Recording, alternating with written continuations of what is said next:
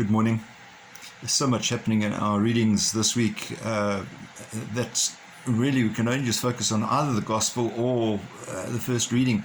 The reading for yesterday and today in the gospel kind of is a continuation, although we're looking more beyond it in the gospel. But the first reading is the Acts of the Apostles. And we continue with what happens yesterday is the time when the apostles or the disciples, they say, were locked up in prison. And the angel of the Lord came along in the middle of the night and let them all out. Needless to say, there was a little bit of consternation in the morning when they went to go and look for him, and then we encountered that in the reading today. Because basically the leaders of the Jewish church had said to them, you must stop teaching, you must stop preaching. And they locked them up in jail. And yet they were released, and then they went off immediately, and the angel said, go and preach the word of God. And the Jewish leaders went along. And there were the guys who had locked them up, and when they'd gone to the prison, the gates were still locked, the guards were still on duty, but they'd gone. And there they were in the synagogue and the temple, preaching about God, preaching about Jesus Christ the risen.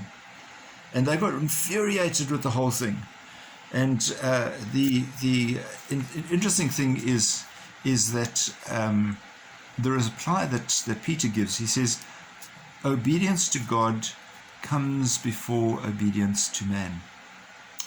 That's one of our greatest challenges, I think.